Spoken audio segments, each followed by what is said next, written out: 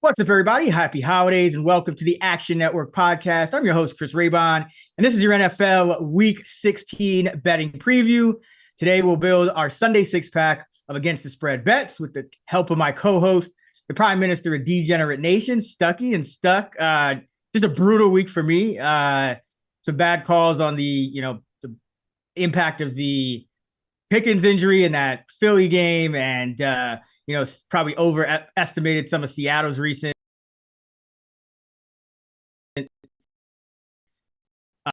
upward trend.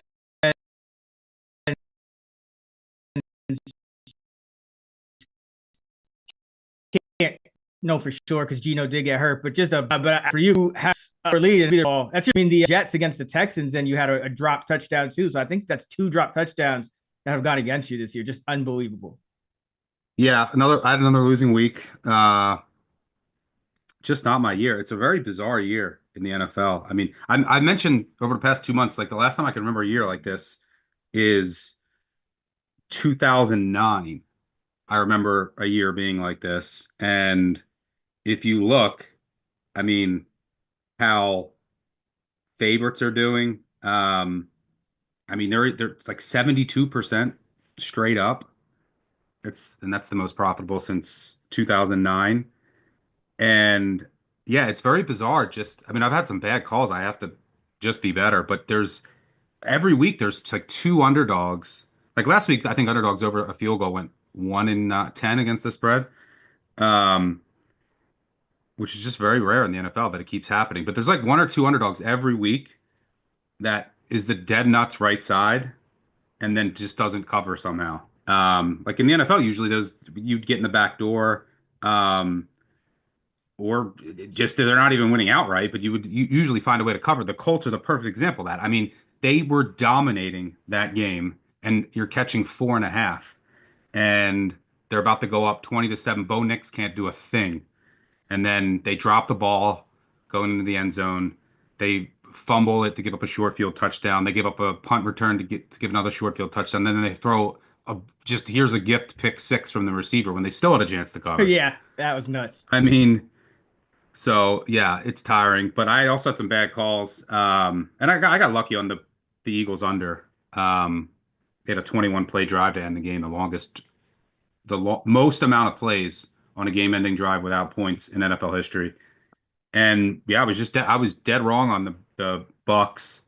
Herbert definitely wasn't healthy, but credit Liam Coleman and Baker. I didn't think they were going to have that many explosive plays and just torch that Chargers secondary. Was right on the Bills. Josh Allen destroyed that defense, but also wrong on the Panthers. Of course, I should not have bet the Panthers as a favorite. And yeah, lots of turnovers. I was on the Browns with you. But yeah, just a weird year in the NFL. I got to be better. Sorry to anyone who's been following any. So let's just got to keep grinding. There's been like I said, 2009. I think there was one like 8 years ago that are just like this sometimes, and you just keep marching on, hope to get hot. Process doesn't change. Yeah, I mean, I will say there's one thing that I'm going to be looking into more as the season wraps up that I do think is affecting, especially the favorites and backdoors and things like that. Scoring is up about a point over last year. Drives per game per team down about a drive. So now teams are averaging about 10 drives a game. It's always been usually 11 or higher. So there's just less drives in games. Usually you would say, okay, shorten the game. That would help like the underdog, but that's where I think it's getting interesting because I just think some of these teams aren't, there's not as much variance either, right? So, some of these favorites I think are just becoming more predictable, so something I got to look into more, but that is something I'm noticing. Yeah, that could be part of it, but there's also it's weird things, and you got to remember it's small sample sizes and just in one NFL season. But think about all the games like the Broncos have covered over the past 3 weeks. And that still transitions into Thursday night. Yeah, I mean, they cover against the Browns on 2 pick sixes, and the Browns can't score from the 1. The Raiders can't score from the 1, and then you had the Colts last week who hold them to like 180 total yards. They get multiple non-offensive scores, drop a touch. Like those things are just happening more frequently this year, and they tend to even out over time, but it's just been a pretty Yeah. wild year. I think what it is it's the bad teams and the unlucky teams, the overlap is very similar this year. Like it's like you're not like you're getting so like the bad teams are the ones that are kind of creating their own bad luck in a way. It's like you're not able to overcome it. Like they're just it's like yeah, the Raiders and the Colts, like the teams you expect to make stupid mistakes and let covers slip away are just doing it and they're not recovering as much as like in years past. Like that luck isn't bouncing back toward the other way, and maybe that's something to do with the fewer drives in the game. So Yeah. either way, let's get into the Broncos at the Chargers. Chargers down to a 2.5 point favorite, so that was at 3, and that came down to 2.5. So some significant money looks like it came in on the Broncos on the road here. The total 42, that came down about a half point. I think the first thing that jumps out to me about this is Chargers trending down. That when they had their start to the season, it was mainly playing a bunch of weaker offenses. Herbert, even though he was banged up, they weren't really playing offenses that were giving him a ton of stress on the other side. So he was able to get healthy when he did start getting healthy. They started looking like a real threat. But now Herbert's hurt again, and the defense is playing tougher opponents, and teams are starting to figure out some of their schemes because it was a very kind of just let's sit back in zone, let's make sure we're fundamentally sound and whatnot. But I just feel like it's Chargers are going to continue to trend down here, but I just don't know if Herbert is 100% healthy either, which kind of factors in. What are your thoughts about this one? Yeah, I don't mind the underlook here. I mean, Bo Nix is getting a lot of love. He's terrible. Yeah, he can be walked into and have his hand held for in Sean Payton's offense when everything is going right. But I mean, he's 26th in EPA plus completion percentage over expectation, 25th in adjusted EPA per play. I want to fade the. I think the Broncos are the most overrated team in the NFL. I mean, I just mentioned their past 4 weeks. I mean, you played the Falcons. Cousins has been benched. We know how bad they've been, and their entire secondary was out. They played the Raiders. Their entire secondary was out, and they were at the goal line. They were at the 1 yard line to cover. Um, then you play the Browns, get outplayed the entire game, and then just get multiple pick sixes. Even cover that game because the Browns can't score. And then last week you play the Colts, who aren't any good, and you get outplayed and just find a way to still put up 31 points with 180 yards of offense because of just gifts. Nix was horrendous in that game. He couldn't see the field. It was really bad. Do I want to bet the Chargers here? And still, it's still so far I think the only team that the Broncos have beat with a winning record is the Bucks. Way back earlier in the season. But I agree with you. The Chargers are trending down. I think that you have part of it's the league starting to figure out some of what they're doing on offense because a lot of it has to be scheme because they just don't have a lot of talented weapons on the outside. And the run game has cratered without Dobbins. And then now you have Justin Herbert who's not healthy. You could see that last week. Didn't even try to run. Got banged up again, aggravated his injury. And then their offense couldn't do anything the rest of the way after they were up 17-10. So I want to play the Chargers here, but I don't know how healthy Herbert is, and that's concerning to me because their interior, their offensive line dealing with some injuries too. The Broncos are going to send blitz. They can play man. The Chargers offense has been significantly worse versus man. So I just worry how are they going to move the ball? You got to just have a huge McConkey game here. Because the run game's not there anymore. The weapons are limited against man. They just haven't been there, and the Broncos might be able to get pressure here. On the other side, I expect the Chargers defense to bounce back just because I don't think this Broncos offense is any good. Divisional game, lot on the line. Both teams probably play close to the vest early, so I don't mind an under, a first half under. I lean Chargers. I just need more insight on Herbert and his health. But this Broncos team is on my fade list. Sadly, I faded them in the last 2 weeks and have nothing to show for it. Story of my season, but I I can't play the Broncos here. If you wanted to play the Broncos and are interested and think that the Herbert's not fully out there, you could tease them. Low total, divisional game, 2.5 up to 8.5. But I will be targeting a Broncos fade for sure next week in Cincy, assuming Cincy doesn't lose to Cleveland. But small lean to Chargers, but Herbert health, and that's the story of this week. I mean, this is the hardest week of the NFL I can remember on a Wednesday. Yeah, I mean the quarterback changes and the quarterback injuries are extreme, and then on top of that, you have a bunch of key, you know, either defenders, cluster defense injuries, or skill position players that are uncertain. This is a tough week.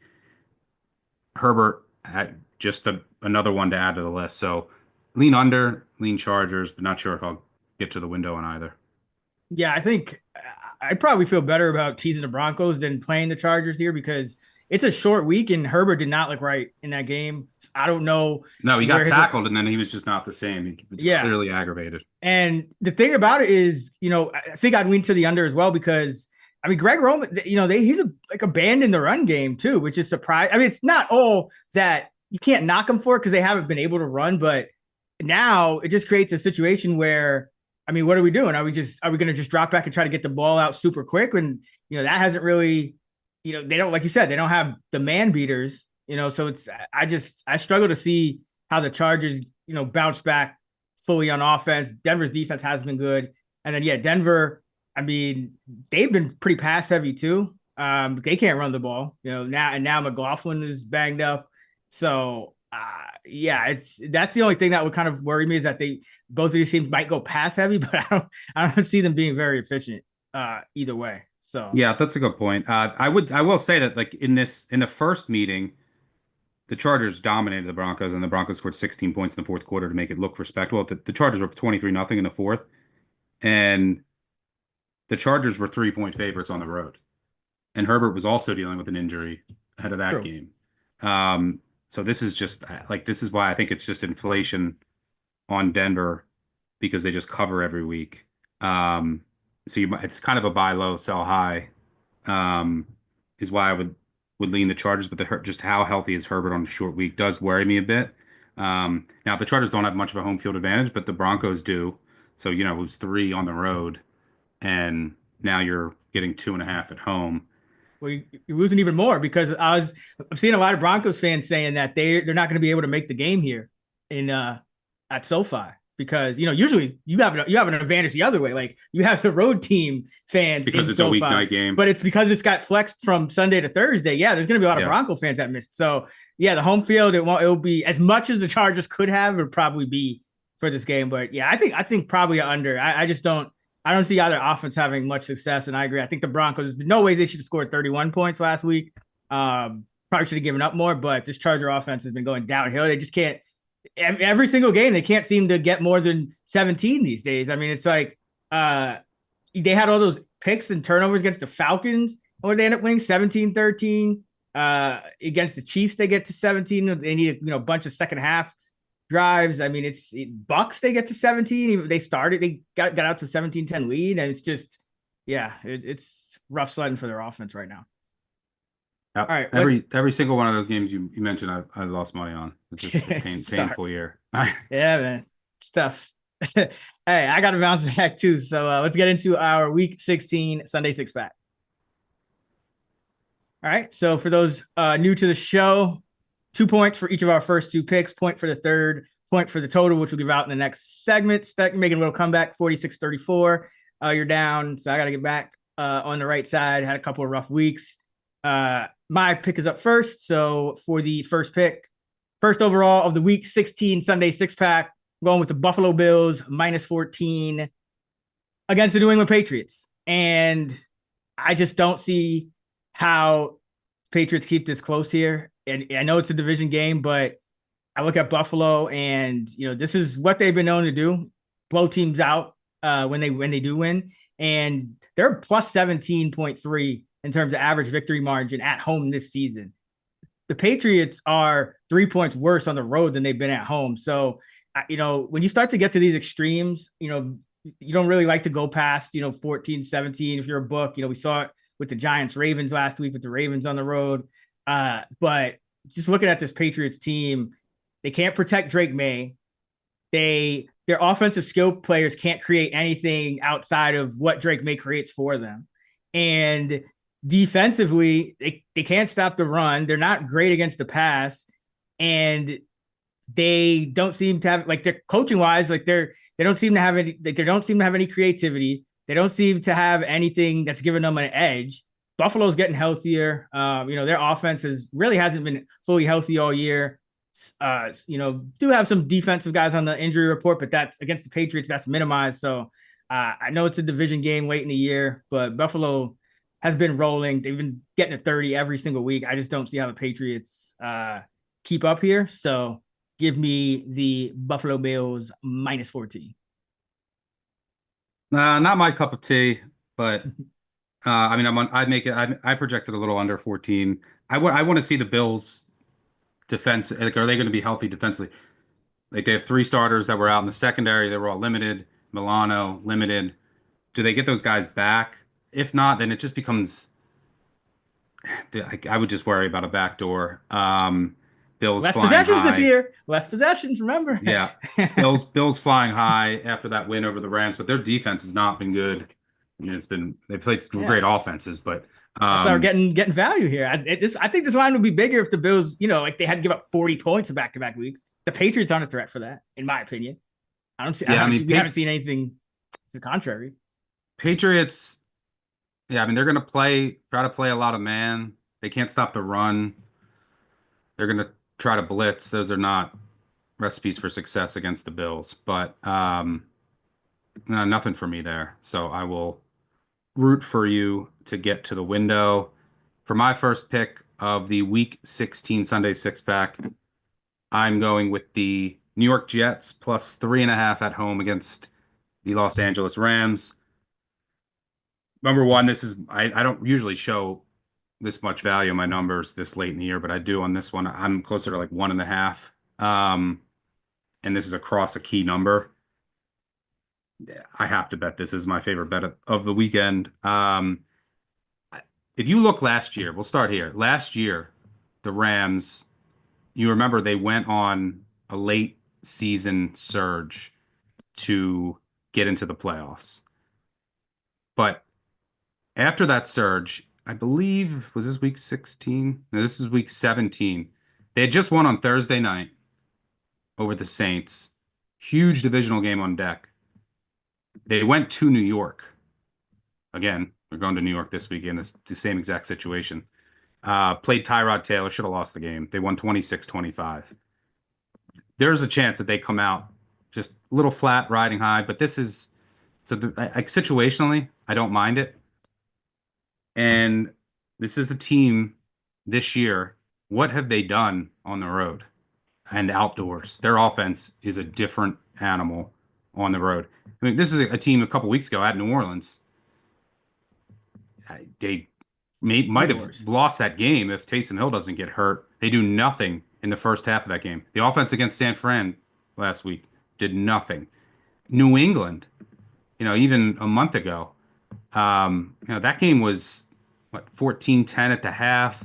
Offense opened up in the second half, but it's not like this team has been. You can go back to games at Seattle, a game they should have lost, had no business winning that game. You lose at Chicago, get blown out at Arizona. I mean, what has this team done on the road all year? It's just a different offense, indoor team going across the country, outdoors in December. And this Jets, so just selling high here, a Rams team that's won 7 one-possession games, 3 in a row.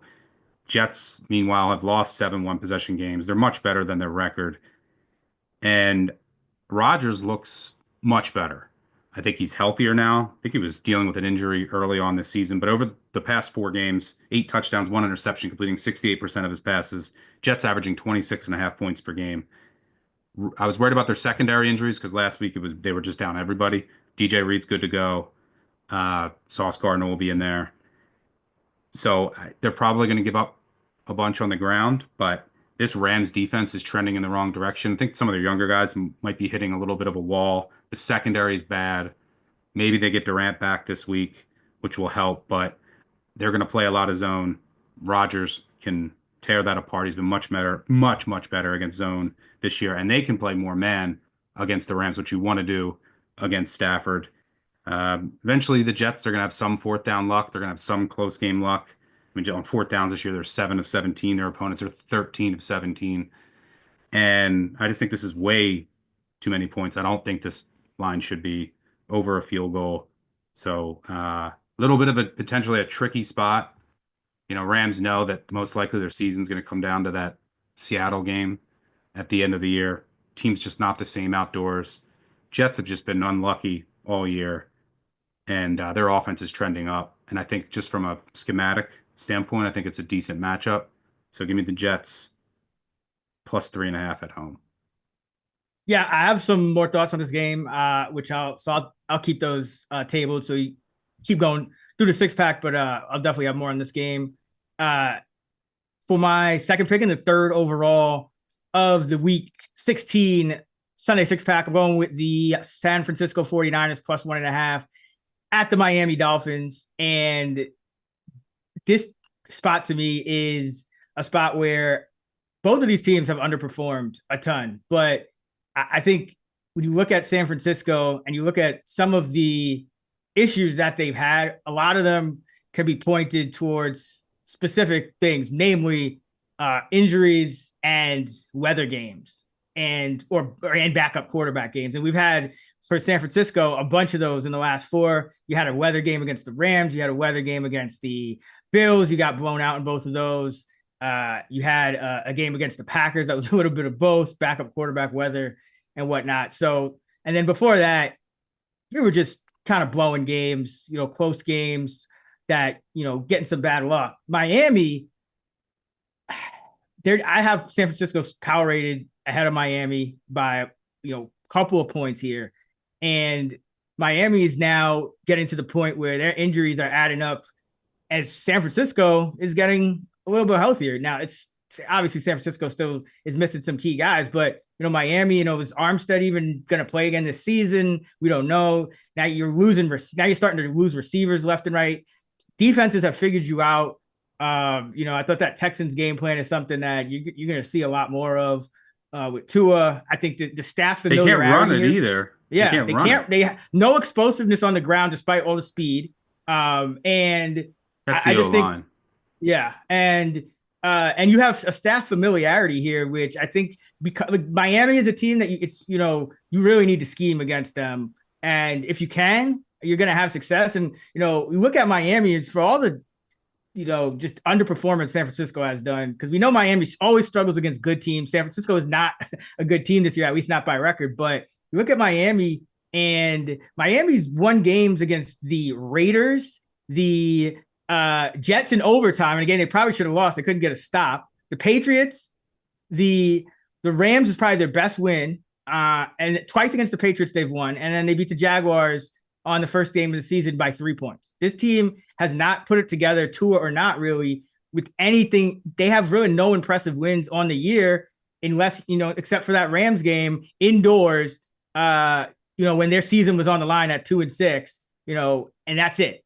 Like everything else has been closer than it should have been. Their defense, when you look at some of the talent on the back end, and then you look at how they've played. I mean, Jalen Ramsey, I see him trailing every single play. Just guys are open. Their safeties just haven't been as good. So I'll take the San Francisco team that's getting healthier on defense, that knows how to scheme against Tua, with a banged up Waddle who might not go, and a Miami team that just hasn't really been able to show anything versus anyone, anyone of any kind of merit except the Rams here. Give me the San Francisco 49ers in a game in Miami where the weather looks, as of right now, 70 in the 70s, minimal wind, clear. So this is the type of game where you expect that Niner offense, and Purdy, I don't know what's going on with him. He must still have some residual issues from that injury earlier in the year, but this weather should help him out here. So give me the 49ers on the road +1.5 at Miami. Yeah, I like this. This would have been one of mine. I'll be on this. I don't think Waddle's going to play. That means the Dolphins only have three healthy receivers. Tyreek Hill, who's just not the same player he was, and you can just bracket him, take him away, especially without Waddle. Washington and River Craycraft. Malik Washington and River Craycraft. That's it. It's the only And they three play healthy.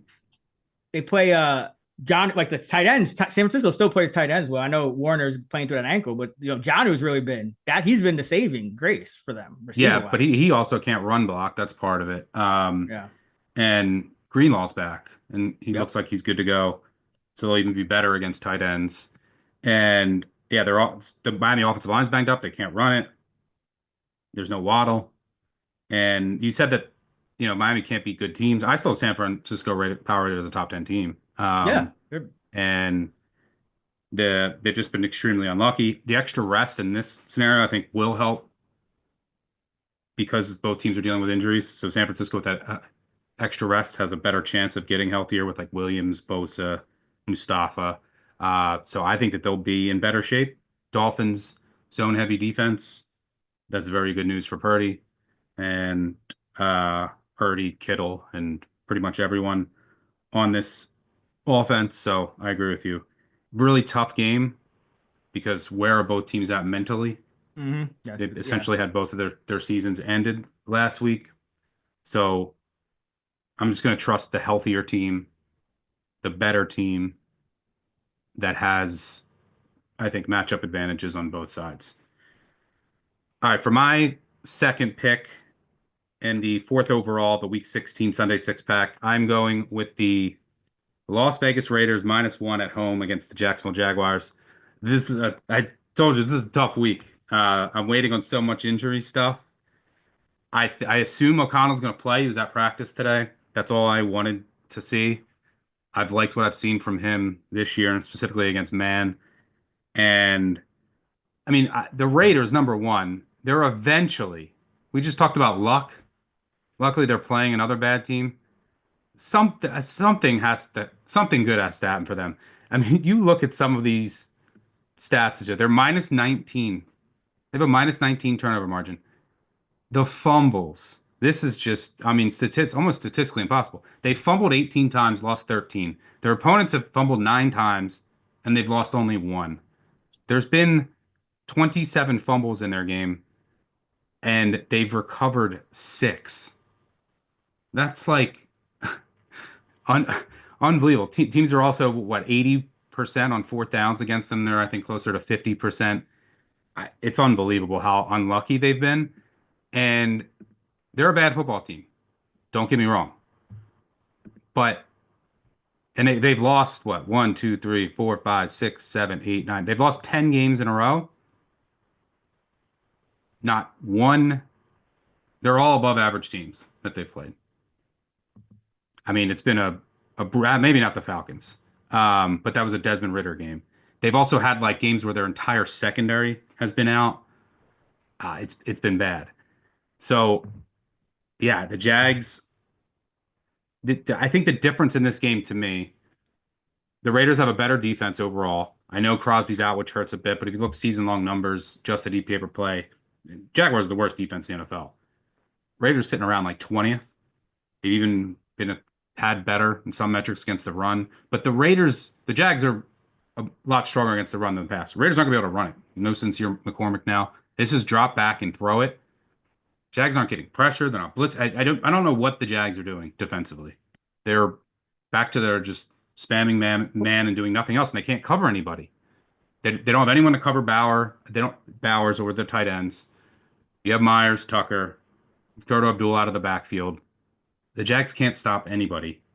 Uh, so I trust the Raiders defense they'll take away explosive plays. They're going to blitz. They're going to make you efficiently move the ball down the field. I expect Mac Jones to make a mistake or two. So give me the better defense at home. Team looking to end a 10-game losing streak. They're still fighting hard.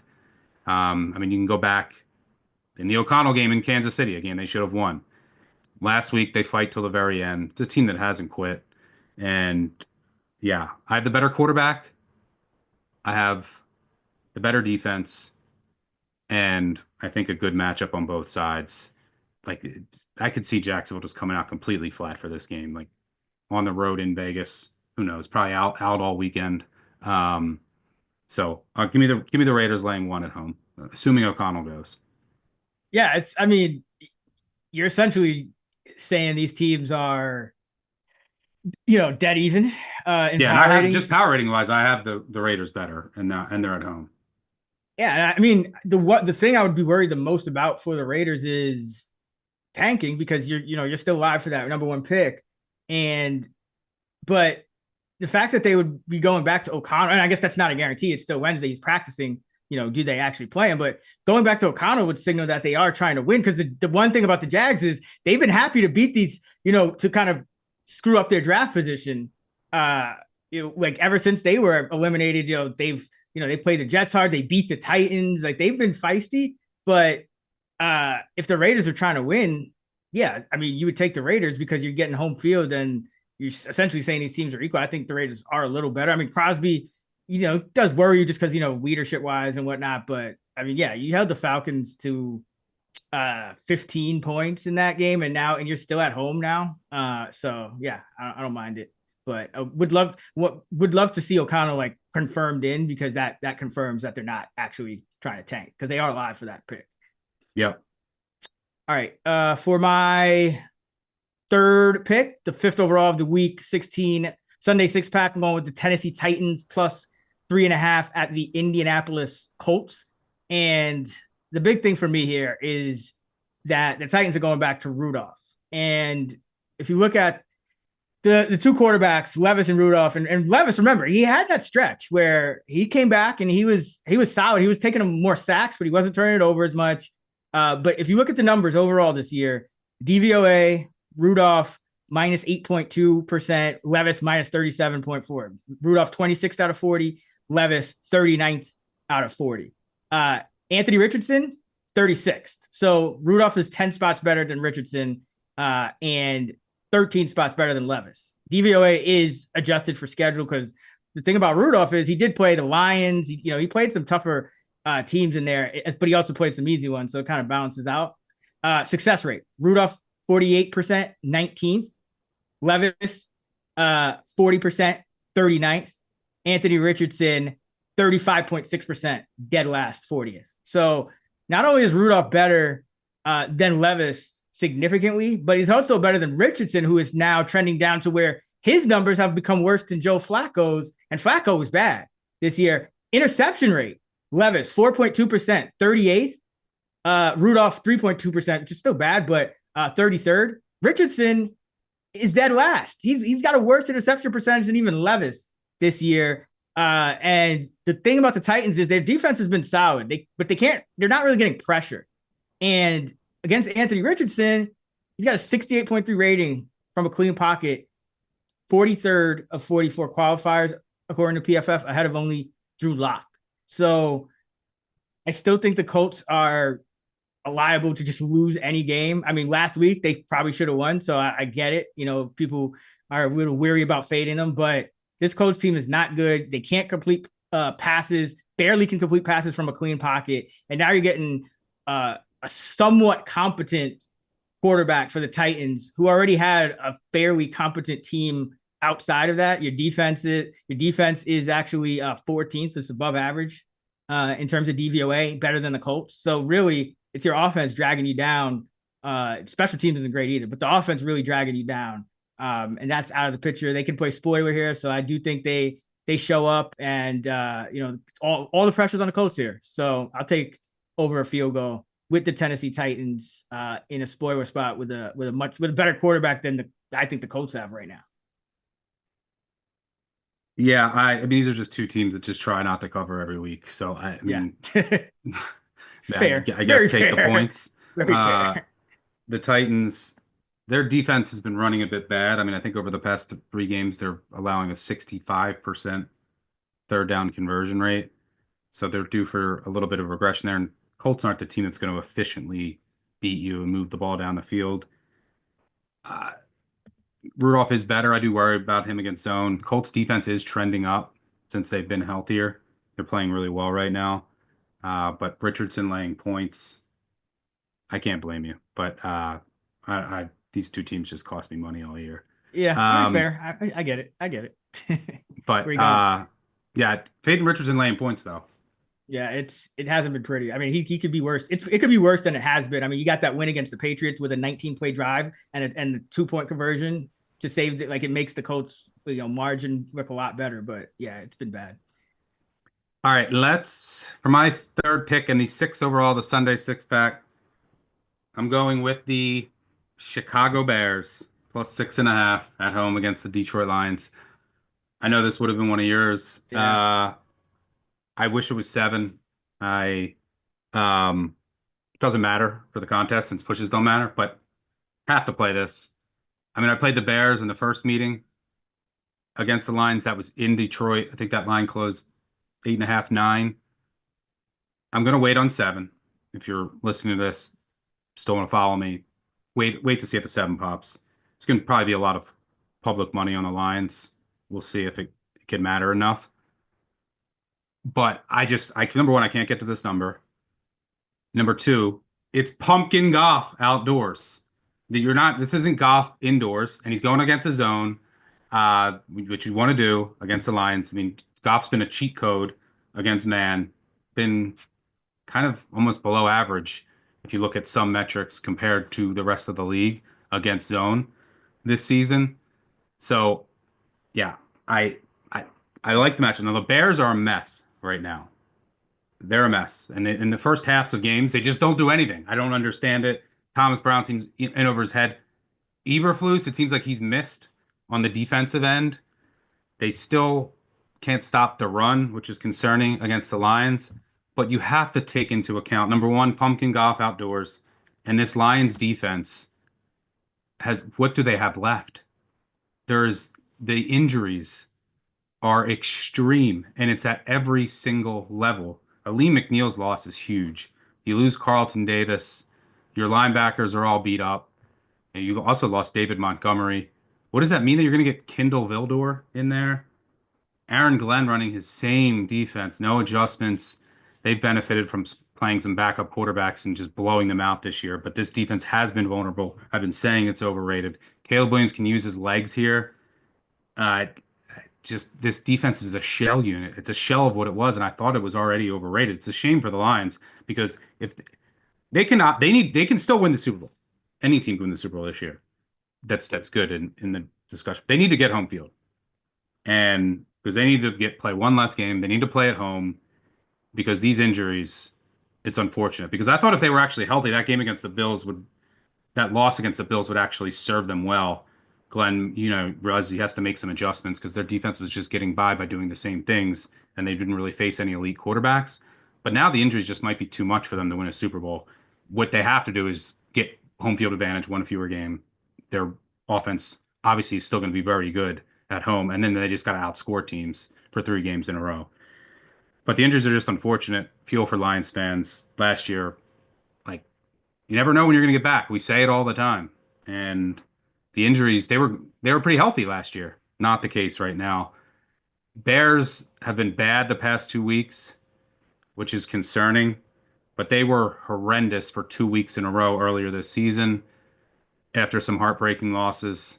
And they went to Arizona. Looks like they didn't even show up. And they came home and lost to New England in a blowout loss. And then they just played a bunch of close games against division opponents. So I feel like they will get up for this game. And this is kind of like their last hurrah at home. So I just think it's a bit too rich on the Lions, given their injuries, getting Goff outdoors. And I think the Bears do show up bottom of the market, very, very bottom of the market on the Bears right now. So give me Chicago reluctantly. Hopefully one of these ugly dogs can get to the window. But I know that you like this as well. yeah. What were your thoughts here? So the reason I was looking at Chicago, number one, I think there's a little bit of a misperception because they played 3 straight road games, starting with that Detroit game. So they've been on the road for 3 straight. At home, they're actually a plus 3.2. They've just been getting blown out on the road.